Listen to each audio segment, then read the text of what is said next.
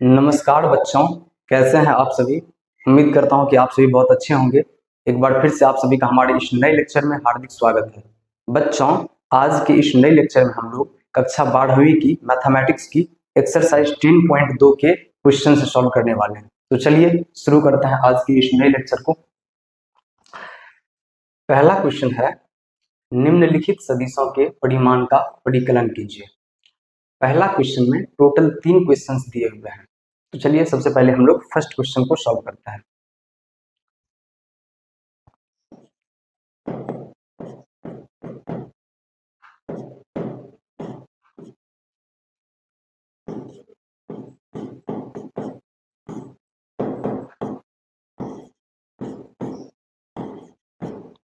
दिया है, बताइए क्या दिया है। तो आप लोग कहिएगा sir vector A is equal to 1 i cap plus 1 j cap plus 1 k cap दिया है। तो बताइए वेक्टर ए बराबर क्या दिया है। तो आप लोग कहिएगा सर वेक्टर ए बराबर 1 i cap plus 1 j cap plus 1 k cap दिया है। असल में ये जो i cap plus j cap plus k cap है वेक्टर ए का कंपोनेंट्स है, वेक्टर ए का अवयव है। ओके, तो हम लोगों को वेक्टर ए का अवयव दे करके हम लोगों से कहा गया है वेक्टर ए का परिमाण निकालने के लिए, वेक्टर ए का मैग्नीट्यूड निकालने के लिए। तो चलिए हम लोग फटाफट वेक्टर ए का मैग्नीट्यूड निकालते हैं। तो इसलिए magnitude of vector A is equal to, कुछ नहीं करना है, सबसे पहले स्क्वायर रूट दे दीजिए। ओके, बताइए आई कैप का गुणांक कितना है। तो आप लोग जवाब दीजिएगा सर आई कैप के गुना में 1 है, इसलिए आई कैप का गुणांक 1 है। तो इसलिए सबसे पहले 1 का होल टू दी पावर 2 कर दे रहे हैं, क्योंकि आई कैप का गुणांक 1 है। प्लस बताइए जे कैप का गुणांक कितना है। तो आप लोग जवाब दीजिएगा सर जे कैप के भी गुना में 1 है, इसलिए जे कैप का भी गुणांक 1 है, इसलिए फिर से 1 का होल टू दी पावर 2 कर दे रहे हैं। ओके, प्लस के स्थान पर प्लस। बताइए के कैप का गुणांक कितना है। तो आप लोग जवाब दीजिएगा सर के कैप का भी गुणांक 1 ही है, इसलिए फिर से 1 का होल टू दी पावर 2 कर दे रहे हैं।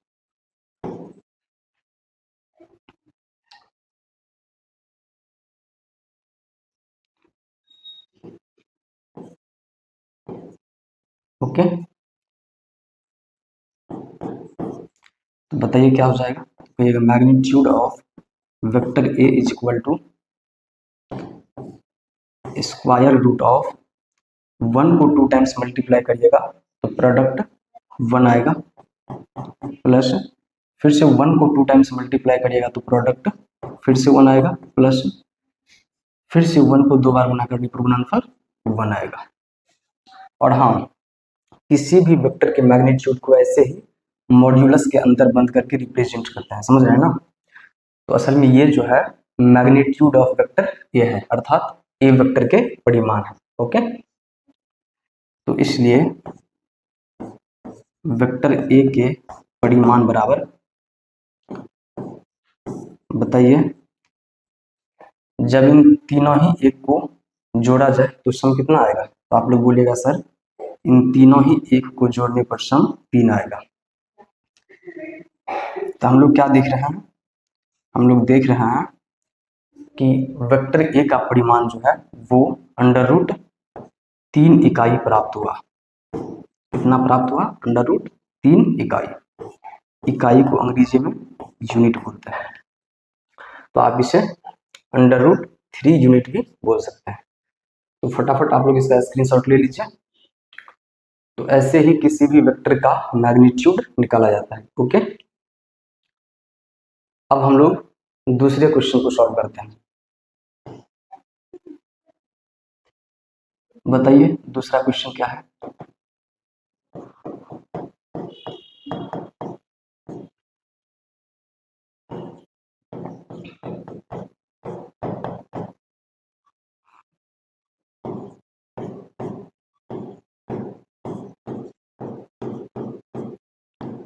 दिया है बी वेक्टर बराबर, बोलिए क्या दिया हुआ है, तो कहेगा 2i cap minus 7j cap minus 3k cap, ये दिया है ना। आप लोग बोलिएगा हाँ बिल्कुल।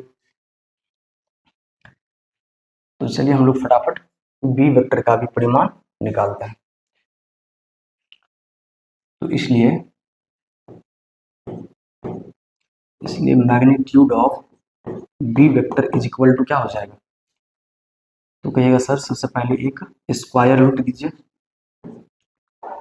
बताइए आई कैप का गुणांक कितना है, तो आप लोग जवाब दीजिएगा सर आई कैप के गुना में 2 है, इसलिए आई कैप का गुणांक 2 है, तो इसलिए 2 का होल टू द पावर 2 कर दे रहे हैं। प्लस बताइए जे कैप का गुणांक कितना है, तो कहिएगा सर जे कैप के गुना में -7 है, इसलिए जे कैप का गुणांक -7 है, तो इसलिए -7 का होल टू द पावर 2 कर दे रहे हैं। प्लस बताइए के कैप का गुणांक कितना है, तो कहिएगा सर के कैप के गुना में -3 है, इसलिए के कैप का गुणांक -3 है, इसलिए -3 का भी होल टू द पावर 2 कर दे रहे हैं। तो इसलिए क्या हो जाएगा, magnitude of vector v is equal to under root, बताइए 2 को 2 टाइम्स मल्टीप्लाई करिएगा तो प्रोडक्ट कितना आएगा, तो आप लोग जवाब दीजिएगा सर 2 को 2 बार गुना करने पर गुणनफल 4 आएगा, प्लस -7 को 2 बार गुना करने पर गुणनफल कितना आएगा, तो आप लोग कहिएगा सर -7 को 2 बार गुना करने पर गुणनफल 49 आएगा, प्लस बताइए -3 को जब 2 बार गुना किया जाए तो गुणनफल कितना आएगा, तो आप लोग कहिएगा -3 को 2 बार गुना करने पर गुणनफल 9 आएगा। ओके, तो इसलिए magnitude of vector B is equal to under root, बताइए इन तीनों ही नंबर्स का सम कितना आएगा, जब इन तीनों ही नंबर्स को जोड़ा जाए तो योगफल कितना आएगा, तो कहिएगा सर 49 में 9 जोड़िएगा तो 58 आएगा योगफल, और 58 में 4 ऐड करिएगा तो योगफल 62 आएगा। कितना आएगा योगफल, 62 आएगा, 62 आएगा। तो बताइए बी वेक्टर का मैग्नीट्यूड कितना आया, तो आपको जवाब दीजिएगा सर बी वेक्टर का मैग्नीट्यूड अंडर रूट 62 इकाई प्राप्त हुआ। ओके, आप लोग फटाफट इसका भी स्क्रीनशॉट ले लीजिए।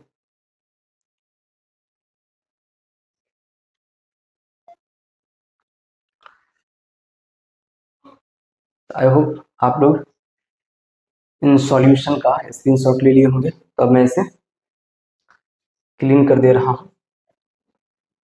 ओके,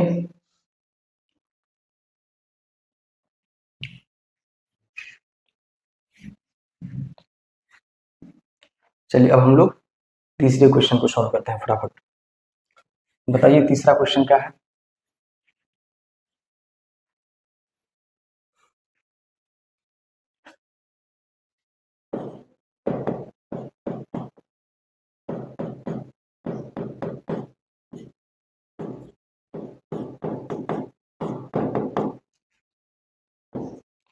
तो कहिएगा दिया है, बताइए क्या दिया है, और हाँ अंग्रेजी वाले स्टूडेंट्स आप लोग गिवन लिखिएगा, क्या लिखिएगा, given C vector is equal to 1/√3 I cap plus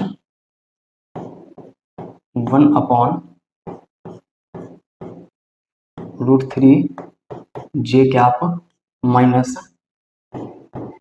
1 एक सेकेंड √3 की कैप। तो बताइए सी वेक्टर बराबर इतना ही दिया है ना, तो आप लोग बोलेगा हाँ। तो चलिए हम लोग फटाफट सी वेक्टर का मैग्नीट्यूड निकालते हैं। तो इसलिए magnitude of C vector is equal to क्या हो जाएगा, तो भैया सर कुछ नहीं करना है, सबसे पहले एक स्क्वायर रूट ड्रॉ करिए। ओके, बताइए आई कैप का गुणांक कितना है? तो आपको जवाब दीजिएगा सर आई कैप का गुणांक 1/√3 है, इसलिए आई कैप का गुणांक 1/√3 है।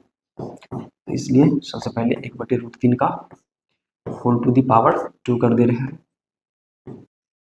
प्लस बताइए जे कैप का गुणांक कितना है? तो आप लोग जवाब दीजिएगा सर जे कैप का गुणांक 1/√3 ही है। तो फिर से 1/√3 का होल टू दी पावर 2 कर दे रहे हैं, प्लस बताइए के कैप का गुणांक कितना है? आप लोग जवाब दीजिएगा सर के कैप के गुणांक -1/√3 है, इसलिए के कैप का गुणांक -1/√3 है। तो चलिए -1/√3 का होल टू दी पावर 2 कर दे रहे हैं। ओके,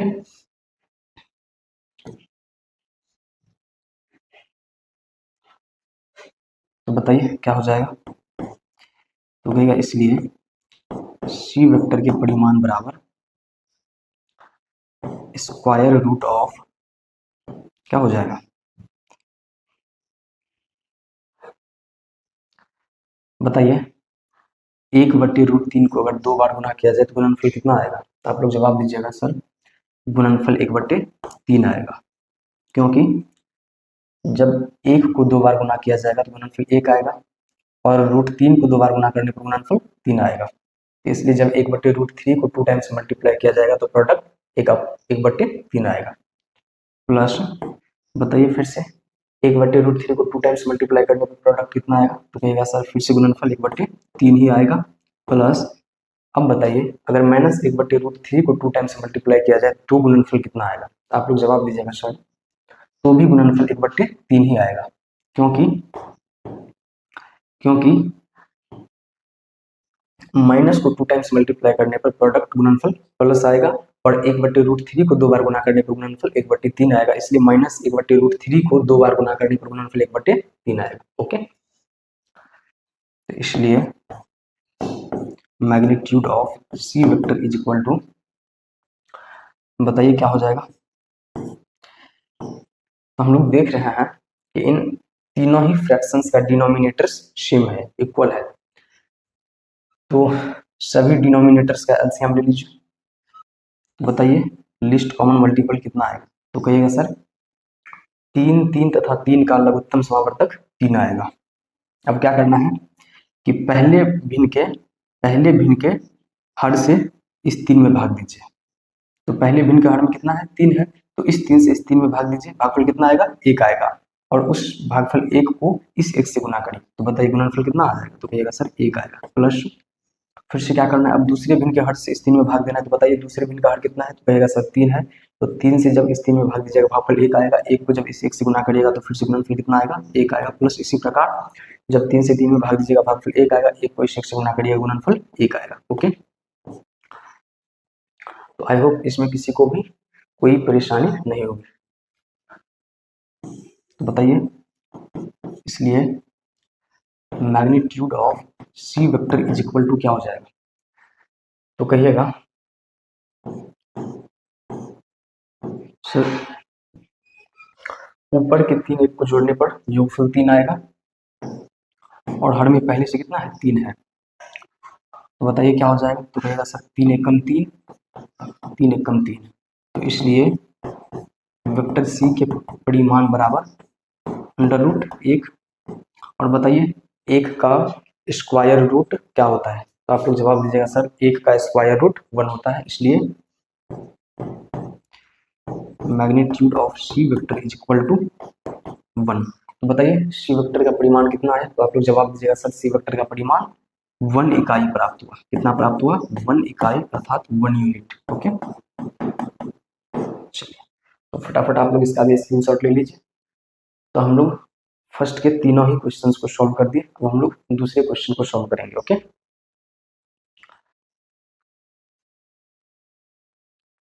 तो आई होप आप लोग स्क्रीनशॉट ले लिए होंगे। अब हम लोग दूसरे क्वेश्चन की तरफ आगे बढ़ रहे हैं। ओके, तो बताइए दूसरा क्वेश्चन क्या है? फटाफट जवाब दीजिए।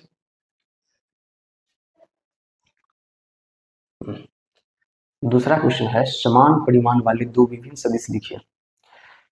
बच्चों हम लोगों को दो ऐसे वेक्टर्स लिखना है जिनका मैग्नीट्यूड सेम हो, जिनका परिमाण क्या हो, समान हो। अब दो समान परिमाण वाले वेक्टर्स लिखने के लिए ज्यादा दिमाग नहीं लगाना, समझ रहे हैं ना। मैं आप लोगों को एक सिंपल टेक्निक बता दे रहा हूँ, उसी को फॉलो करके आप लोग दो समान परिमाण वाले वेक्टर्स लिख सकते हैं आसानी से, समझिए। एक second.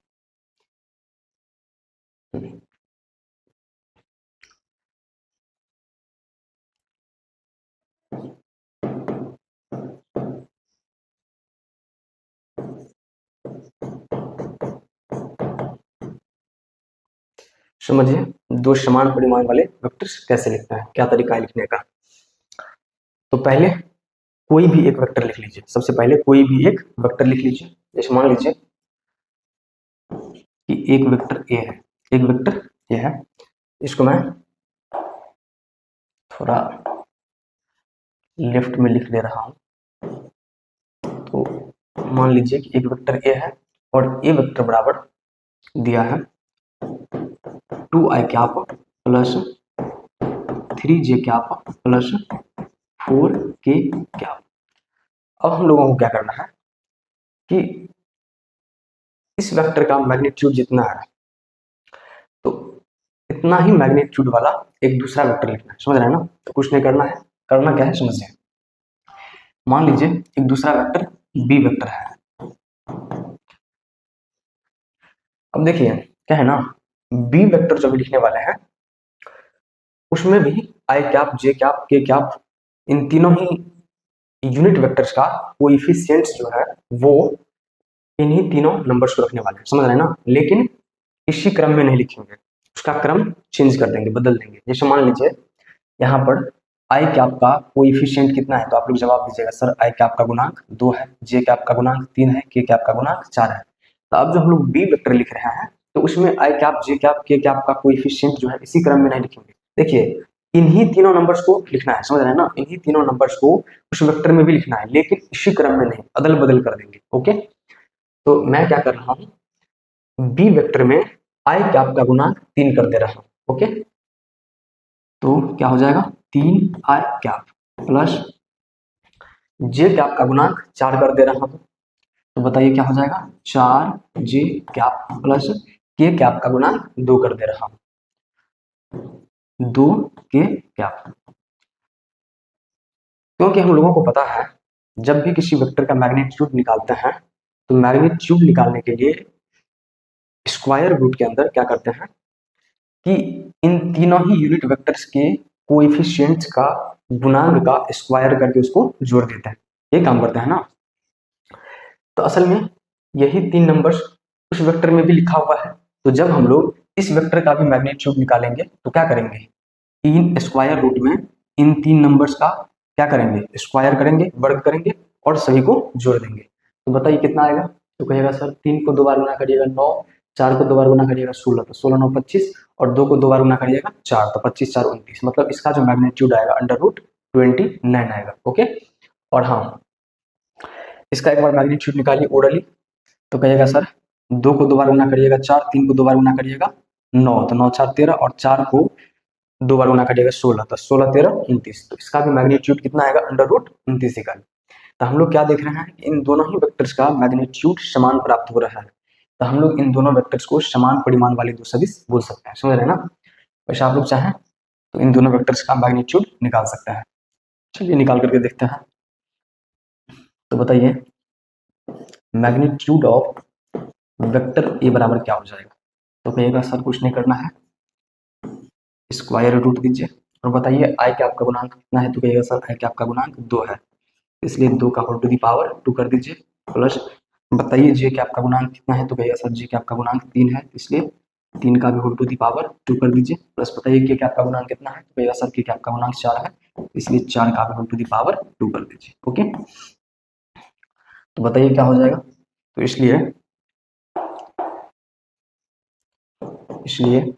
Magnitude of vector A is equal to square root of, क्या हो जाएगा 2 को 2 बार गुना करिएगा 4, प्लस 3 को 2 बार गुना करिएगा 9, प्लस 4 को 2 बार गुना करिएगा 16। तो इसलिए इसलिए वेक्टर ए का परिमाण बराबर क्या हो जाएगा, तो कहिएगा square root of 16 9 25 4 29 under root 29 इकाई आएगा इसका परिमाण। ओके, अब हम लोग क्या करते हैं, फटाफट इसका परिमाण निकाल लेते हैं। Okay, sorry guys.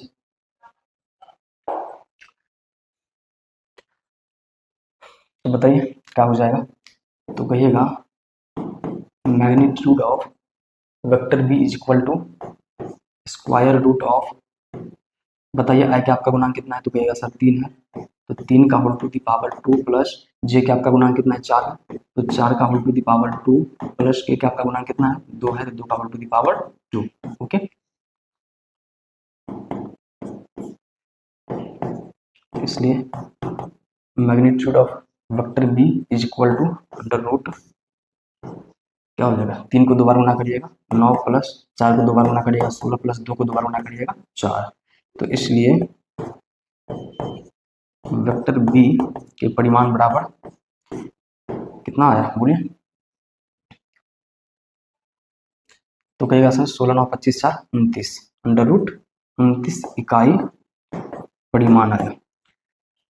B vector का परिमाण कितना आया, अंडर रूट 29 इकाई। ओके, तो हम लोग क्या देख रहे हैं कि इन दोनों ही वेक्टर्स का परिमाण जो है वो समान प्राप्त हो रहा है, तो इसलिए हम लोग इन दोनों ही वेक्टर्स को क्या बोल सकते हैं, दो समान परिमाण वाले सदिश। तो बताइए दो समान परिमाण वाले सदिश कैसे लिखा जा सकता है, लिखने का क्या तरीका है, तो आप लोग कहिएगा, कुछ नहीं करना है। जैसे ए वेक्टर में हम लोग क्या देख रहे हैं, हम लोग देख रहे हैं कि एक सेकेंड,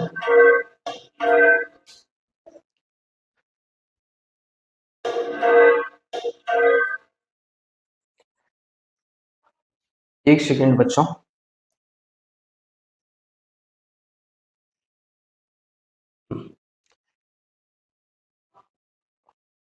तो हम लोग क्या, हाँ तो क्या करना है ना, जैसे आई कैप जे कैप के कैप का जो कोएफिशिएंट्स है, तो जब इसी के जितना परिमाण वाले एक दूसरा वेक्टर लिखेंगे तो उसमें कुछ नहीं करेंगे, इन तीनों ही नंबर्स को चेंज करके आई कैप जे कैप के कोएफिशिएंट लगा देंगे। ओके, तो यही तरीका है समान परिमाण वाले दो सदिश लिखने का।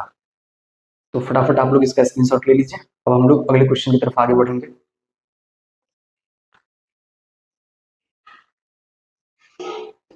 तो चलिए अब हम लोग तीसरे क्वेश्चन को सॉल्व करने के लिए आगे बढ़ते हैं। तो आप लोग फटाफट तीसरा क्वेश्चन को पढ़िए, बताइए तीसरा क्वेश्चन क्या है।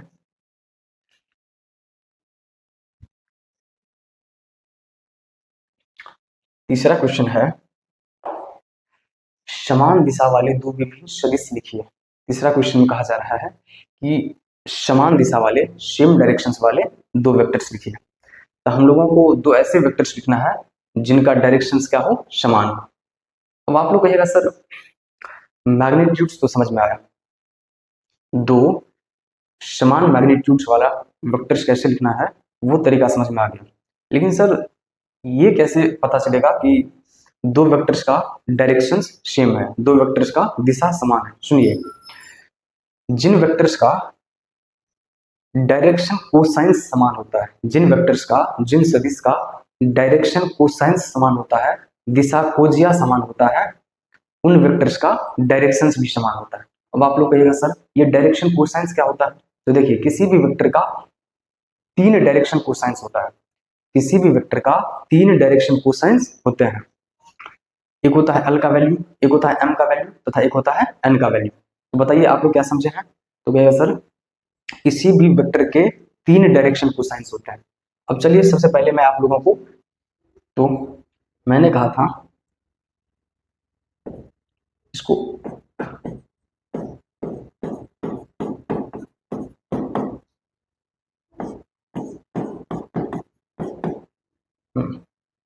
इंपॉर्टेंट पॉइंट है, समझ रहे हैं ना, चलिए फटाफट लिखते हैं। जैसे क्या है इंपॉर्टेंट पॉइंट, समझिए, लिखिए जिन सदिश का, जिन सदिश का दिशा अनुपात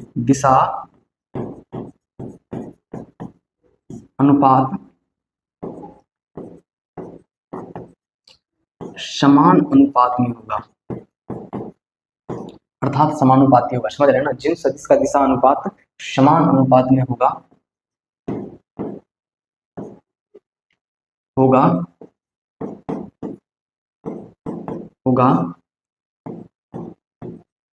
उन सदिशों का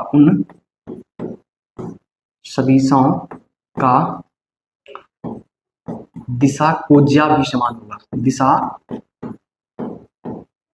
कोज्या भी क्या होगा, समान होगा। दिशा कोज्या मतलब डायरेक्शन कोसाइन, समझ रहे हैं ना। दिशा कोज्या भी क्या होगा, दिशा कोज्या भी समान होगा।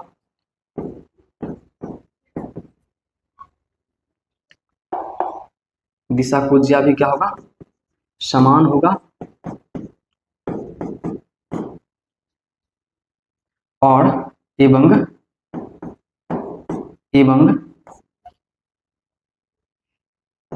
जिन सदिशों का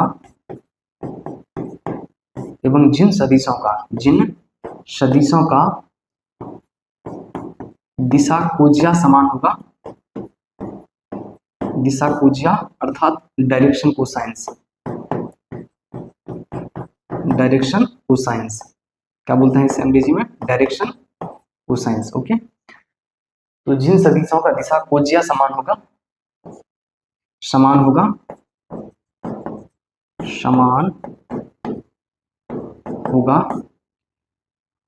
उन सदिशों का दिशा भी क्या होगा, समान होगा। उन सदिशों का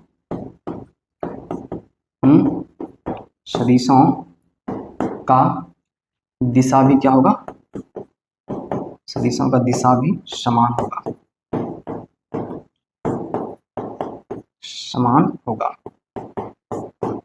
तो चलिए हम लोग इस स्टेटमेंट को फॉलो करते हुए दो समान दिशा वाले वेक्टर्स फटाफट लिख लेते हैं।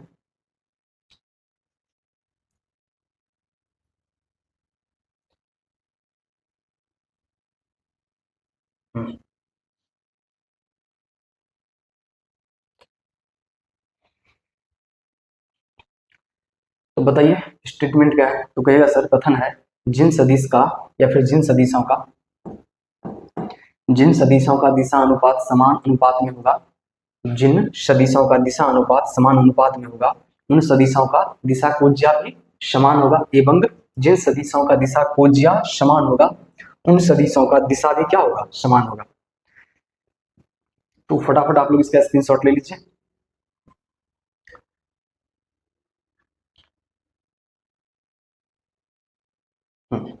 ओके, तो अब हम लोग इस स्टेटमेंट को फॉलो करते हुए दो वेक्टर्स लिख लेते हैं, और दो ऐसे वेक्टर्स लिखने वाले हैं जिनका डायरेक्शन रेशियोज क्या होगा, समान अनुपात में। समझ रहे हैं। तो चलिए मैं इसे फटाफट इरेज कर दे रहा हूं।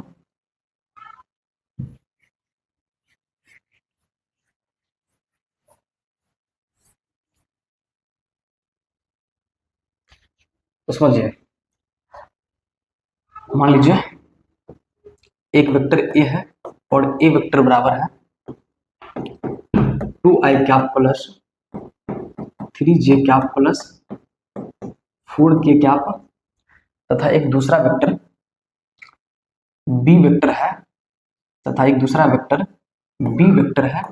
बी वेक्टर बराबर दिया है 4i cap plus 6j cap plus 8k cap. अब यहाँ पर समझने योग्य बात है, फटाफट आप लोग इसे शांति से समझिए, कंसंट्रेट होकर के समझना है। ओके, देखिए वेक्टर ए बराबर दिया है 2i cap plus 3j cap plus 4k cap, तथा वेक्टर बी बराबर है 4i cap plus 6j cap plus 8k cap.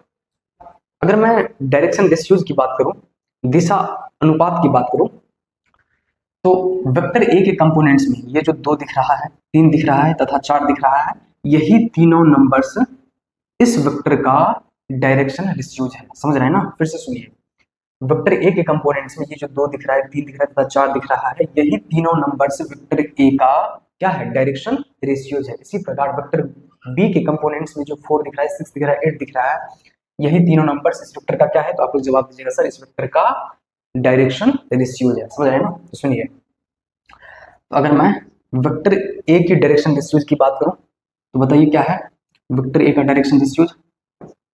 आप लोग कहिएगा सर इस वेक्टर का डायरेक्शन रेशियोज है डायरेक्शन रेशियोज। इसे हिंदी में क्या बोलते हैं? इसे हिंदी में दिशा अनुपात बोलते हैं। दिशा अनुपात, दिशा अनुपात। ओके। तो अगर मैं इस वेक्टर की दिशा अनुपात की बात करूं तो बताइए क्या सब है, तो कहिएगा 2,3 तथा 4 जो है वो वेक्टर ए का डायरेक्शन रेशियोज है। तथा अगर मैं बी वेक्टर के डायरेक्शन रेशियोज की बात करूं तो बताइए इसका डायरेक्शन रेशियोज क्या है, तो कहिएगा सर इसका डायरेक्शन रेशियोज अर्थात दिशा अनुपात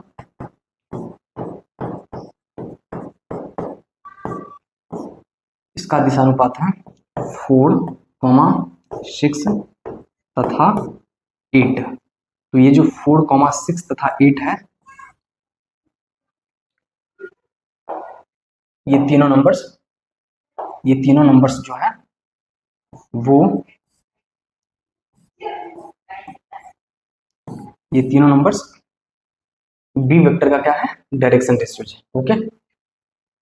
तो आई होप आप लोगों को समझ में आ गया होगा कि किसी भी वेक्टर का डायरेक्शन रेशियोज क्या होता है। समझ रहे हैं ना? तो क्योंकि हम लोगों को इन दोनों ही वेक्टर्स का, इन दोनों ही सदिश का डायरेक्शन रेशियोज का अनुपात समान करना था। डायरेक्शन रेशियोज का अनुपात, दिशा अनुपात का अनुपात जो है, रेशियो जो है समान करना था। इसलिए मैंने क्या क्या समझिए, यहाँ पर 2i कैप है, 3j कैप है, 4k कैप है। वेक्टर ए के कंपोनेंट्स में 2i cap plus 3j cap plus 4k cap है। तो मैंने क्या किया, इस वेक्टर के कंपोनेंट्स को 2 से गुना कर दिया। इससे गुना कर दिया 2 से। तो बताइए 2 से गुना करने पर बी वेक्टर का कंपोनेंट्स क्या आया? एक सेकेंड।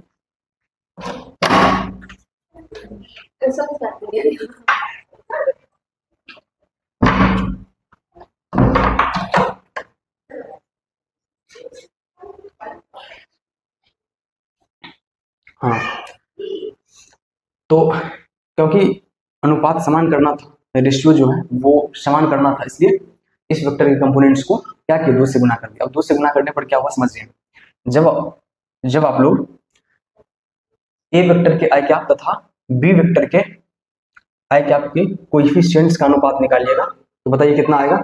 तो कहिएगा ए वेक्टर में आई कैप का कोएफिशिएंट 2 है, ओके, तथा बी वेक्टर में आई कैप का कोएफिशिएंट कितना है, 4 है। तो इन दोनों का अनुपात निकालिए। फिर बताइए ए वेक्टर में जे कैप का कोएफिशिएंट कितना है, तो कहिएगा सर 3 है, तथा बी वेक्टर में जे कैप का कोएफिशिएंट कितना है, 6 है। इसी प्रकार ए वेक्टर में के कैप का कोएफिशिएंट 4 है और बी वेक्टर में के कैप का कोएफिशिएंट कितना है, 8 है। तो फटाफट इन तीनों ही यूनिट वेक्टर्स का अनुपात निकाल कर देखते हैं कितना आता है। तो 2 एकम 2, 2 2 जा 4, 3 एकम 3, 3 2 जा 6, 4 एकम 4, 4 2 जा 8, सॉरी 4 2 जा 8।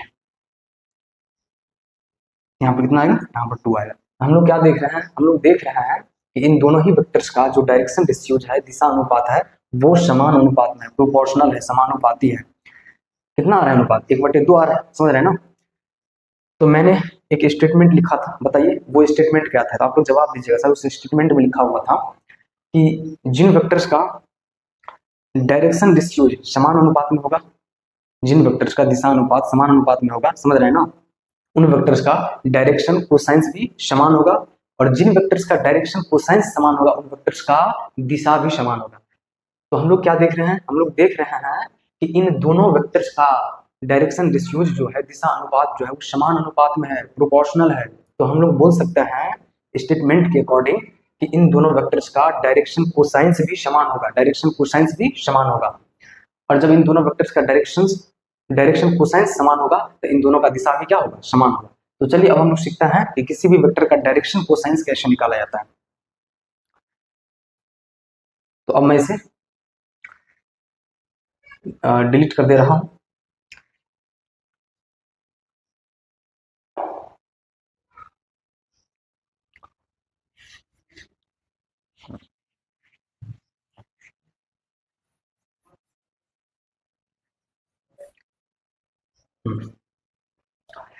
बच्चों, किसी भी वेक्टर के 3D में किसी भी वेक्टर के 3 डायरेक्शन कोसाइंस होते हैं, किसी भी वेक्टर के 3 डायरेक्शन कोसाइंस होते हैं। एक L का वैल्यू होता है, दूसरा M का वैल्यू होता है तथा तीसरा N का वैल्यू होता है। फिर से सुनिए, किसी भी वेक्टर के 3 डायरेक्शन कोसाइंस होते हैं, एक L का वैल्यू, दूसरा M का वैल्यू, तीसरा N का वैल्यू। समझ रहे हैं ना? तो चलिए हम लोग वेक्टर A का डायरेक्शन कोसाइंस निकाल रहे हैं। ओके, डायरेक्शन कोसाइंस निकालने से पहले सबसे पहले हम लोगों को ए बी तथा सी का वैल्यू निकालना पड़ेगा। तो लिखिए उपयुक्त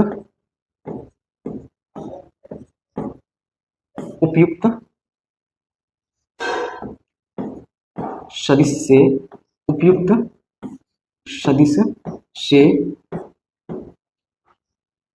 ए बराबर, बताइए वेक्टर ए के कंपोनेंट्स में आई कैप का गुणांक कितना है। तो आप लोग बोलिएगा सर आई कैप का गुणांक 2 है, इसलिए ए बराबर 2 हो जाएगा। कॉमा, बताइए जे कैप का गुणांक कितना है। तो आप लोग बोलिएगा सर जे कैप का गुणांक 3 है, इसलिए बी बराबर 3 हो जाएगा। तथा बताइए के कैप का गुणांक कितना है। तो आप लोग बोलिएगा सर के कैप का गुणांक 4 है, इसलिए सी बराबर 4 हो जाएगा। असल में सुनिए, वेक्टर ए के कंपोनेंट्स में जो ये 2, 3 तथा 4 है, तो इन तीनों ही संख्या को हम लोग क्या बोले हुए थे। तो कहिएगा इन तीनों ही संख्या को हम लोग डायरेक्शन डिस्ट्रीब्यूट बोले हुए थे। और ये दो जो है ना, सुनिए ये दो जो है एक्स कंपोनेंट है, 3 वाई कंपोनेंट है, 4 जेड कंपोनेंट है। ये दो जो है वेक्टर ए का एक्स कंपोनेंट है, 3 जो है वेक्टर ए का वाई कंपोनेंट है और 4 जो है वेक्टर ए का जेड कंपोनेंट है। तो हम लोग इस विशेष पर ए को भी क्या बोल सकते हैं। तो कहिएगा ए को किसी भी वेक्टर का एक्स कंपोनेंट बोल सकते हैं, बी को वाई कंपोनेंट भी बोल सकते हैं तथा सी को जेड कंपोनेंट बोल सकते हैं। क्योंकि सुनिए ये दो क्या है। तो कहिएगा सर वेक्टर ए का एक्स कंपोनेंट है और दो किसका वैल्यू है, ए का वैल्यू है, तो इसलिए ए बी किसी भी वेक्टर का क्या होगा, एक्स कंपोनेंट। इसी प्रकार बताइए ये 3 जो है क्या है इस वेक्टर का, कहिएगा सर वाई कंपोनेंट है। और 3 किसका वैल्यू है, बी का वैल्यू है, इसलिए बी भी किसी भी वेक्टर का वाई कंपोनेंट होगा। इसी प्रकार 4 जो है इस वेक्टर का जेड कंपोनेंट है और 4 किसका वैल्यू है, सी का वैल्यू है, इसलिए सी भी किसी भी कंपोनेंट का क्या होगा, जेड कंपोनेंट, किसी भी वेक्टर का जेड कंपोनेंट होगा। ओके, तो असल में आई कैप का किसी भी वेक्टर के कंपोनेंट्स में आई कैप का गुणांक जो है वो ए का वैल्यू होता है, जे कैप का गुणांक बी का वैल्यू होता है तथा के कैप का गुणांक सी का वैल्यू होता है। ओके, तो चलिए फटाफट हम लोग अब वेक्टर ए का मैग्नीट्यूड निकाल लेते हैं। क्या निकाल लेते हैं, मैग्नीट्यूड। तो लिखिए अब, तो बताइए किसी भी वेक्टर का डायरेक्शन कोसाइंस निकालने के लिए सबसे पहले हम लोग क्या निकालेंगे। तो कहेगा सबसे पहले हम लोग ए बी तथा सी का वैल्यू निकालेंगे। तो किसी भी वेक्टर के कंपोनेंट्स में आई कैप का गुणांक ए का वैल्यू होता है, जे कैप का गुणांक बी का वैल्यू तथा सी के कैप का गुणांक सी का वैल्यू होता है। जब ए बी तथा सी का वैल्यू निकाल लेंगे उसके बाद उस वेक्टर का मैग्नीट्यूड निकालेंगे। ओके, तो अब हम लोग वेक्टर ए का मैग्नीट्यूड निकाल लेते हैं। तो बताइए क्या हो जाएगा। तो कहिएगा magnitude of vector A is equal to क्या हो जाएगा। तो कहिएगा सर सबसे पहले एक स्क्वायर रूट दीजिए। बताइए आई कैप का गुणांक कितना है। तो कहिएगा सर आई कैप का गुणांक 2 है, तो 2 का होल टू दी पावर 2 कर दीजिए प्लस, बताइए जे कैप का गुणांक कितना है। तो कहिएगा सर 3 है, तो 3 का होल टू दी पावर 2 कर दीजिए प्लस, बताइए के कैप का गुणांक कितना है। तो कहिएगा सर के कैप का गुणांक 4 है, इसलिए 4 का होल टू दी पावर 2 कर दीजिए। ओके, तो इसलिए magnitude of vector A is equal to square root of, बताइए 2 को 2 बार गुना करने पर कितना आएगा, 4 आएगा प्लस 3 को 2 बार गुना करने पर 9 आएगा प्लस 4 को 2 बार गुना करने पर 16 आएगा। ओके, इसलिए magnitude of vector A is equal to square root of बताइए इन तीनों ही नंबर्स को जोड़ने पर सम कितना आएगा? तो भैया सर 16 9 25 4 29 कितना आएगा? √29 इकाई। ओके, तो बताइए वेक्टर ए का मैग्नीट्यूड कितना आ गया? तो भैया सर √29 इकाई।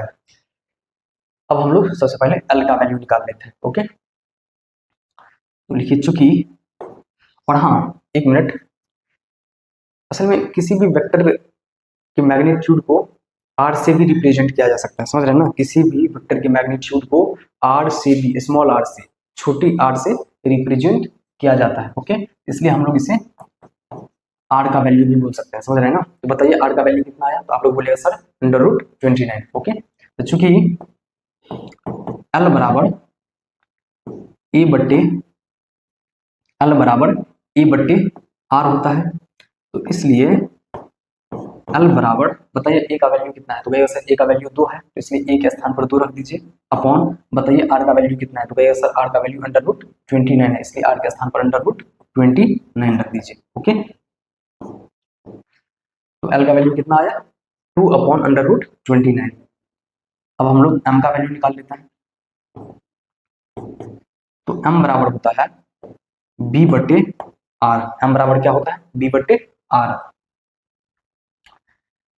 तो इसलिए एम बराबर हो जाएगा, बताइए बी का वैल्यू कितना है? तो भैया सर बी का वैल्यू 3 है, तो बी के स्थान पर 3 रख दीजिए, अपॉन आर का वैल्यू कितना है? तो भैया सर आर का वैल्यू √29 है, तो आर के स्थान पर √29 रख दीजिए, तो बी का वैल्यू आया 3/√29। ओके,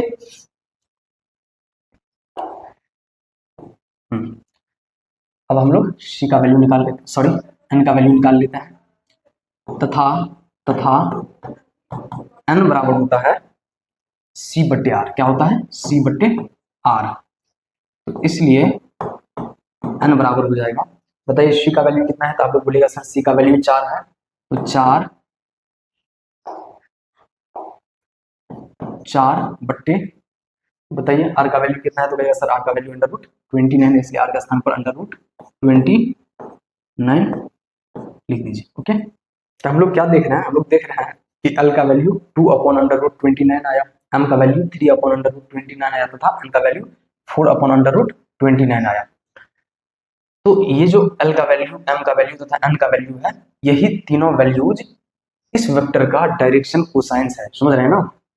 यही तीनों वैल्यूज इस वेक्टर का डायरेक्शन कोसाइंस है, दिशा उज्या है, समझ रहे हैं ना? तो आई होप आप लोगों को समझ में आ गया होगा किसी भी वेक्टर का डायरेक्शन कोसाइंस कैसे निकाला जाता है। तो फटाफट आप लोग इसका स्क्रीनशॉट ले लीजिए, और हम लोग जो है अब जो स्टेटमेंट मैंने आप लोगों को बताया था, उसी स्टेटमेंट के आधार पर दो समान दिशा वाले वेक्टर्स फटाफट लिख लेते हैं। ओके, तो इसी तरह से किसी भी वेक्टर का डायरेक्शन कोसाइंस निकाला जाता है।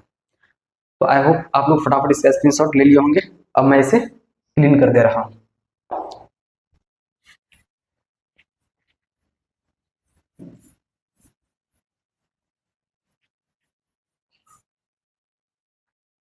तो बताइए हम लोग क्या समझे? हम लोग समझे हैं कि जिन वेक्टर्स का डायरेक्शन डिस्ट्रीब्यूट समान अनुपात में होगा, उनका डायरेक्शन कोसाइंस भी समान होगा, और जिन वेक्टर्स का डायरेक्शन कोसाइंस समान होगा, उनका दिशा भी क्या होगा? समान होगा। तो इसी स्टेटमेंट को फॉलो करते हुए फटाफट दो वेक्टर्स लिख लेते हैं, और वही दो वेक्टर्स इस क्वेश्चन का क्या हो जाएगा? आंसर हो जाएगा। एक second,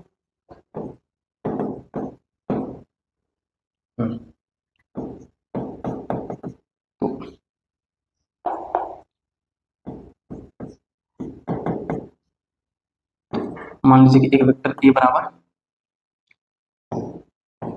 2i cap plus 3j cap plus 4k cap है, तथा एक दूसरा वेक्टर बी वेक्टर है, और B vector is equal to 6i cap plus 9j cap plus 12k cap है। ओके, तो मैंने क्या किया? वेक्टर ए के कंपोनेंट्स में 3 से मल्टीप्लाई कर दिया, तो 3 से मल्टीप्लाई करने पर वेक्टर बी बराबर क्या आया? 6i cap plus 9j cap plus 12k cap. अब इन दोनों वेक्टर्स का जो डायरेक्शन रेशियोज निकालिएगा ना, डायरेक्शन रेशियोज का जो रेशियो निकालिएगा, अनुपात निकालिएगा, तो आप लोग देखिएगा कि इन दोनों ही वेक्टर्स के डायरेक्शन रेशियोज का अनुपात समान आएगा, समझ रहे हैं ना? इक्वल आएगा। ओके, क्योंकि मैंने क्या किया? वेक्टर ए के कंपोनेंट्स में 3 से मल्टीप्लाई कर दिया, समझ रहे हैं ना। तो असल में ये जो बी वेक्टर है वेक्टर ए का गुणज है, वेक्टर ए का क्या है, गुणज है, ये बी वेक्टर वेक्टर ए का गुणज है, समझ रहे हैं ना। और हाँ, सभी कंपोनेंट में सेम नंबर से गुना किए हैं, इसलिए डायरेक्शन रेशियोज का दिशा अनुपात का अनुपात जो है वो समान आएगा, समझ रहे हैं ना। तो ये दो ऐसे वेक्टर्स हैं, ये दो ऐसे वेक्टर्स हैं जिनका दिशा क्या है, समान है। तो चलिए फटाफट लिख देते हैं, क्योंकि क्योंकि उपयुक्त उपयुक्त सदिशों का उपयुक्त सदिशों का उपयुक्त सदिशों का दिशा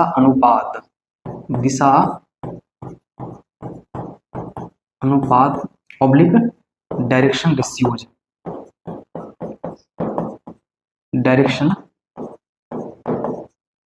रेशियोज समान अनुपात में है, समान अनुपात में है, समान अनुपात में है, इसलिए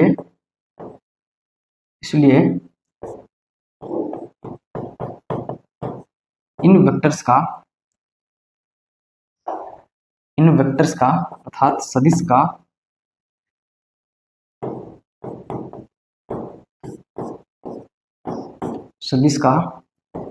डायरेक्शन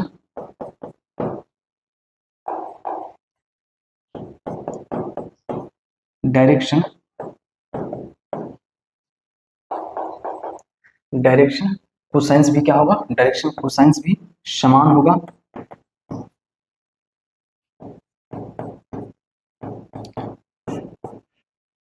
और जब इन दोनों वेक्टर्स का डायरेक्शन कोसाइंस समान होगा तो अतः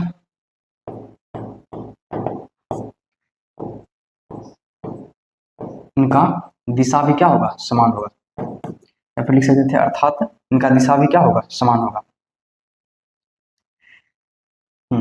अतः इनका दिशा भी क्या होगा, समान होगा। ओके,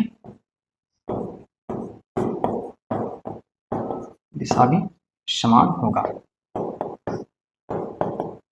ओके, तो आई होप आप लोगों को समझ में आ गया होगा, क्योंकि इन सदिशों का दिशा अनुपात समान अनुपात में है, इन सदिशों का दिशा अनुपात जो है समान अनुपात में है, इसलिए इन वेक्टर्स का डायरेक्शन कोसाइंस भी क्या होगा, डायरेक्शन कोसाइंस भी समान होगा, डायरेक्शन कोसाइंस भी क्या होगा, समान होगा। यहाँ पर समान लिख लीजिएगा, डायरेक्शन कोसाइंस भी क्या होगा, समान होगा। और जब इन दोनों वेक्टर्स की डायरेक्शन कोसाइंस समान होगा इसलिए इनका दिशा भी क्या होगा, समान होगा, समझ रहे हैं ना। ओके, तो आप लोग फटाफट इसका स्क्रीनशॉट ले लीजिए। तो आई होप आप लोगों को तीसरे क्वेश्चन का भी सॉल्यूशन समझ में आ गया होगा। तो चलिए अब हम लोग फटाफट चौथे क्वेश्चन की तरफ बढ़ते हैं आगे। ओके, तो बताइए चौथा क्वेश्चन क्या है। फोर्थ क्वेश्चन है, x और y के मान ज्ञात कीजिए ताकि सदिश 2i cap plus 3j cap और xi cap plus yj cap समान हो। तो चलिए हम लोग फटाफट चौथा क्वेश्चन को सॉल्व करते हैं।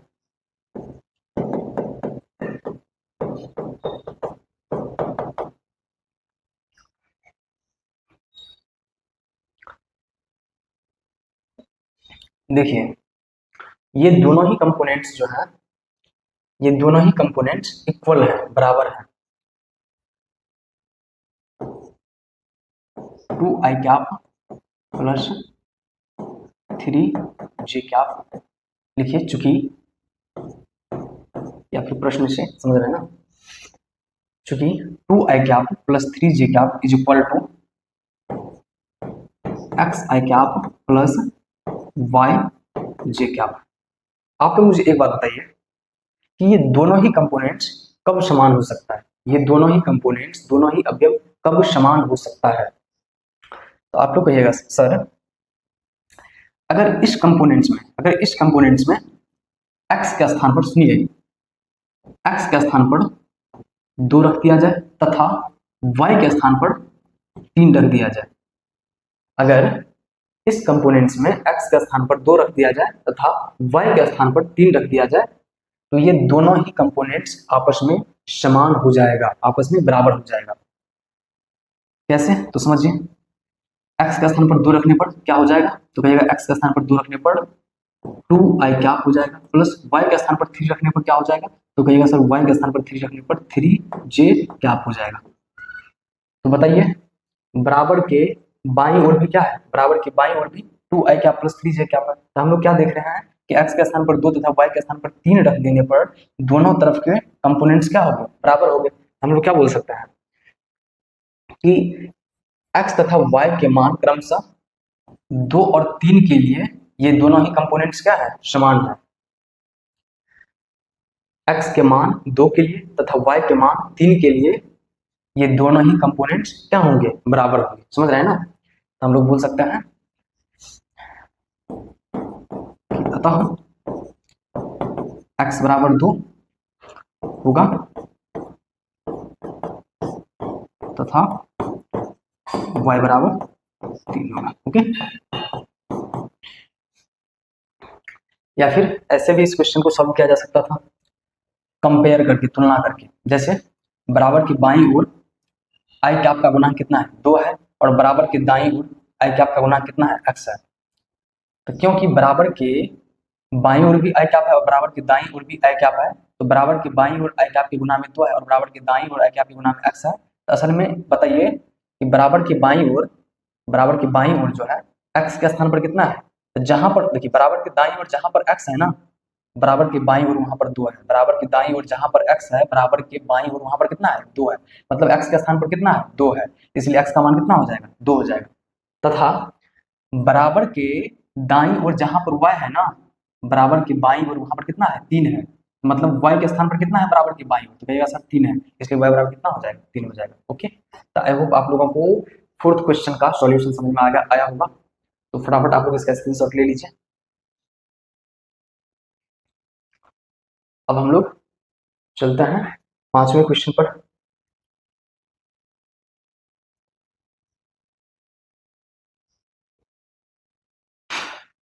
एक सेकेंड,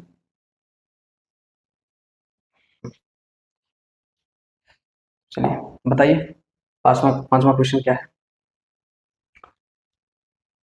कहेगा सर 5वां क्वेश्चन है, एक सदिश का प्रारंभिक बिंदु 2,1 है और अंतिम बिंदु -5,7 है। तो इस सदिश के अदिश एवं सदिश घटक ज्ञात कीजिए। चलिए फटाफट इस क्वेश्चन को सॉल्व करते हैं।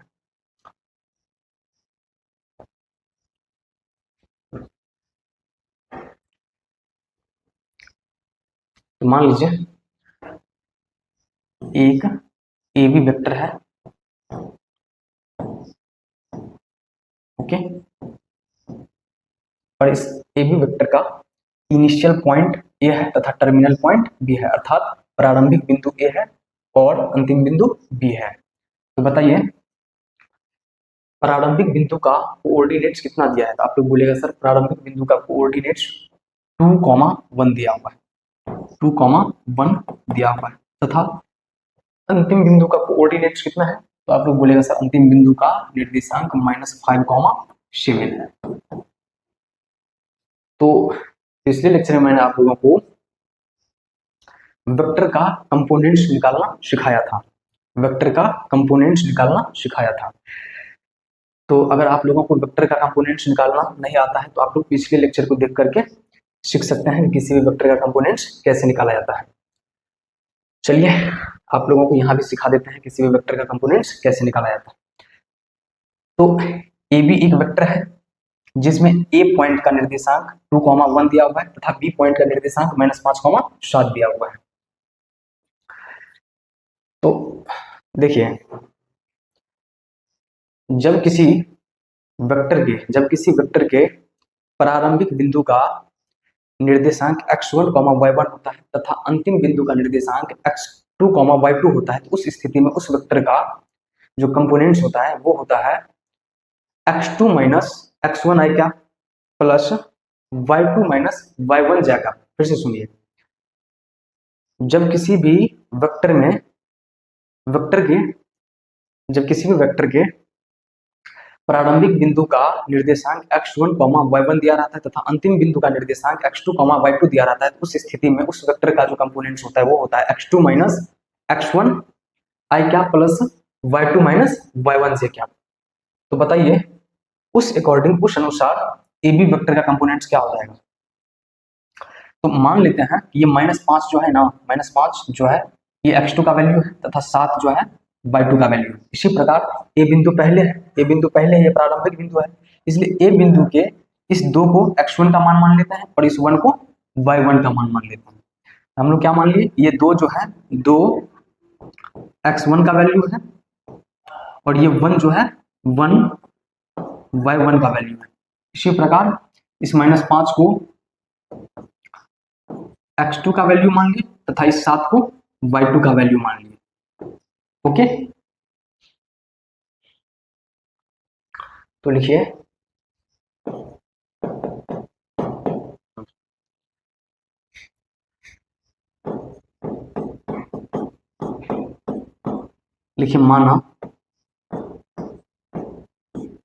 माना ए बी एक सदिश है, ए बी क्या है, एक सदिश है।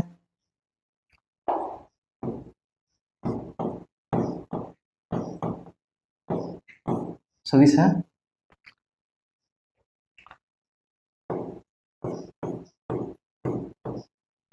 जिसमें ए तथा बी क्रमशः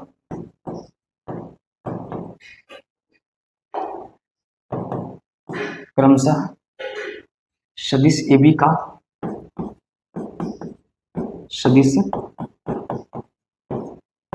बी का प्रारंभिक तथा अंतिम बिंदु है, प्रारंभिक तथा अंतिम बिंदु है। ओके, अंतिम बिंदु है। इसलिए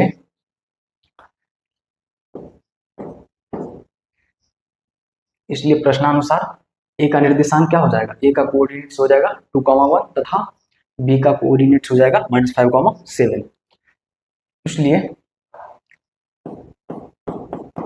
वेक्टर ए बी के कंपोनेंट्स बराबर क्या हो जाएगा, इसलिए वेक्टर ए बी के कंपोनेंट्स बराबर क्या हो जाएगा, तो कहेगा सर x2 माइनस x1 है क्या। तो बताइए x2 का वैल्यू कितना है, -5 है, तो हो जाएगा -5 माइनस x1 का वैल्यू कितना है, 2 है, तो -5 माइनस 2 आई कैप। ओके, प्लस बताइए y2 का वैल्यू कितना है, तो भैया सर y2 का वैल्यू 7 है, तो क्या हो जाएगा 7 माइनस y1 का वैल्यू कितना है, तो भैया सर y1 का वैल्यू 1 है, तो 7 माइनस 1 जे कैप। क्योंकि जेड एक्सिस का कोऑर्डिनेट नहीं दिया हुआ है इसलिए हम लोग जेड एक्सिस में लिख रहे हैं। ओके, बताइए ए बी वेक्टर बराबर क्या हो जाएगा, तो कहिएगा A B vector is equal to हो जाएगा -5 - 2 -7 आई कैप प्लस 7 में 1 प्लेस करिएगा तो डिफरेंस 6 आएगा, 6 जे कैप। तो ए बी वेक्टर का कंपोनेंट्स कितना आ गया, -7 आई कैप प्लस 6 जे कैप। अब किसी भी वेक्टर के कंपोनेंट्स में 2 तरह के कंपोनेंट्स होते हैं, किसी भी वेक्टर के कंपोनेंट्स में 2 तरह के कंपोनेंट्स होते हैं, तो इसका मतलब है कि इस कंपोनेंट्स में भी 2 तरह का कंपोनेंट्स होगा। तो देखते हैं इसमें कौन कौन से कंपोनेंट्स हैं, सुनिए। इसमें एक है सदिश कंपोनेंट्स वेक्टर कंपोनेंट्स, एक तो है सदिश अवयव और दूसरा है अदिश अवयव,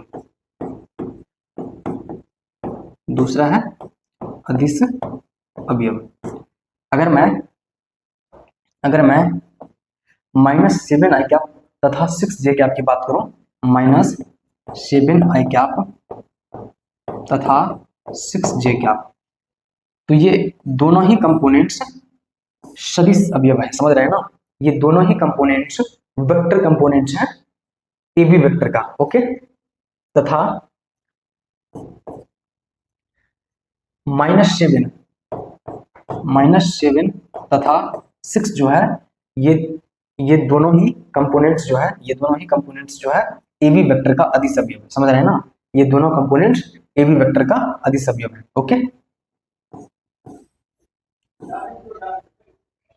तो संख्यात्मक मान जो है, संख्यात्मक मान जो है किसी भी सदिश का अधिसव्य होता है, तथा ये -7 i कैप 6 j कैप मतलब i कैप j कैप तथा k कैप वाला कंपोनेंट जो है वो किसी भी सदिश का, किसी भी वेक्टर का सदिसव्य होता है। ओके, तो आई होप आप लोगों को पांचवा क्वेश्चन का भी सॉल्यूशन समझ में आ गया होगा आसानी से, तो आप लोग फटाफट इसका स्क्रीनशॉट ले लीजिए।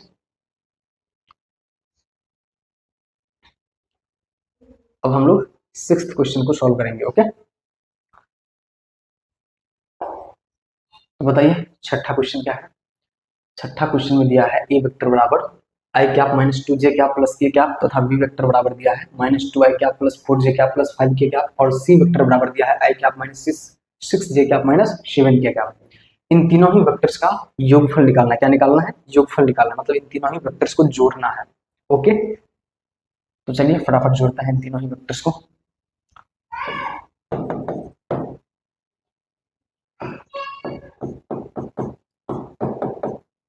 दिया है, तो बताइए सबसे पहले क्या लिखना है? लिखना है दिया है। बताइए ए वेक्टर बराबर क्या दिया है, तो कहिएगा ए वेक्टर बराबर दिया है I cap -2 J cap plus K cap. Okay, उसके बाद बी वेक्टर बराबर क्या दिया है, तो कहिएगा सर बी वेक्टर बराबर दिया है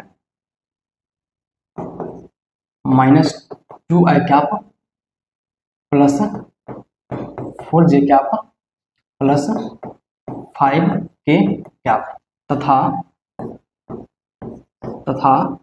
सी वेक्टर बराबर दिया है आई कैप -6 जे कैप -7 के कैप, और हम लोगों को इन तीनों वेक्टर्स को जोड़ना है। तो इसलिए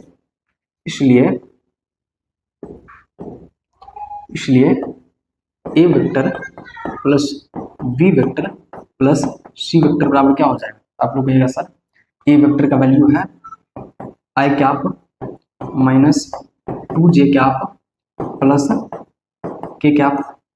तो ए वेक्टर के स्थान पर ए वेक्टर का वैल्यू लिख दिए, यहाँ पर प्लस साइन है तो यहाँ भी प्लस साइन दे दीजिए। बताइए बी वेक्टर का वैल्यू कितना है, तो कहिएगा सर बी वेक्टर का वैल्यू है -2 आई कैप प्लस 1 जे कैप प्लस 5 के कैप। ओके, फिर से प्लस का साइन है तो प्लस का साइन दे दीजिए। बताइए सी वेक्टर का वैल्यू कितना है, तो कहिएगा सर सी वेक्टर का वैल्यू है आई कैप माइनस का 6 जे कैप माइनस का 7 के कैप। तो बताइए क्या हो जाएगा, तो कहिएगा A vector plus B vector plus C vector is equal to I cap minus का 2 जे कैप प्लस का के कैप। ओके, हाँ, अब सभी को बाहर कर लीजिए। तो माइनस का 2 आई कैप प्लस का जे कैप प्लस का 5 के कैप प्लस का आई कैप माइनस का 6 जे कैप और माइनस का 7 के कैप। ओके, तो बताइए क्या हो जाएगा, A vector plus B vector plus C vector is equal to, समझिए यहाँ पर 1 आई कैप, यहाँ पर -2 आई कैप और प्लस यहाँ पर 1 आई कैप है। तो इस आई कैप का साइन जो है प्लस है और इस आई कैप का भी साइन प्लस है।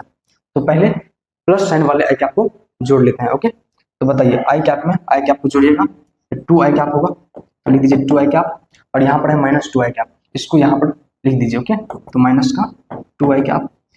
इसी प्रकार यहाँ पर माइनस का 2 जे कैप है, यहाँ पर प्लस का जे कैप है और यहाँ पर माइनस का 6 जे कैप है। तो सबसे पहले प्लस जे कैप को यहाँ पर लिख दीजिए, और देखिए यहाँ पर माइनस का 2 जे कैप है तथा यहाँ पर माइनस का 6 जे कैप है। तो ये दोनों जे कैप जो है वो माइनस में है, तो इन दोनों को ऐड कर लीजिए। तो बताइए माइनस का 6j कैप और माइनस का 2j कैप क्या हो जाएगा? तो कहेगा सर माइनस का 8j कैप हो जाएगा। ओके,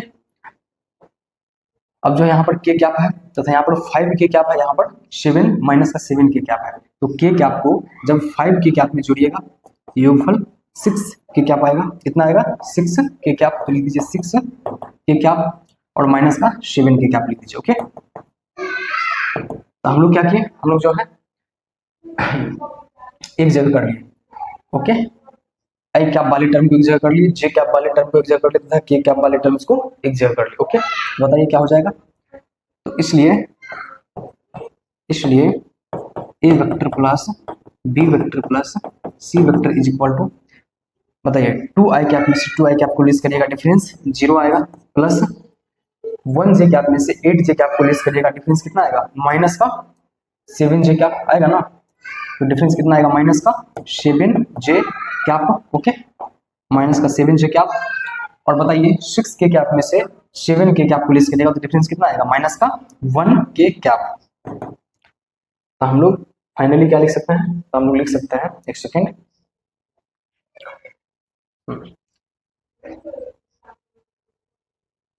तो हम लोग लिख सकते हैं इसलिए A vector plus B vector plus C vector is equal to minus 7j cap, 0 में से 7j कैप को लेस करिएगा तो क्या आएगा? माइनस का 7j कैप और माइनस का 1k कैप। तो असल में तीनों ही वेक्टर्स को ऐड करने पर सम क्या आ गया? माइनस का 7j कैप माइनस का k कैप। तो यही अपना क्या है? यही आंसर है। ओके, तो फटाफट इसका स्क्रीनशॉट ले लीजिए। तो बोर्ड एग्जाम में, बोर्ड परीक्षा में इसी तरह से लिखना है, समझ रहे हैं ना? अगर इस तरह से लिखिएगा बोर्ड परीक्षा में तो पूरा में पूरा मार्क्स मिलेगा। ओके, अब हम लोग देखते हैं अगला क्वेश्चन क्या है।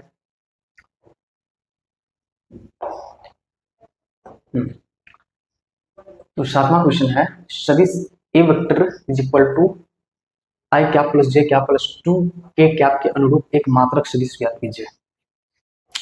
एक सेकंड बच्चों,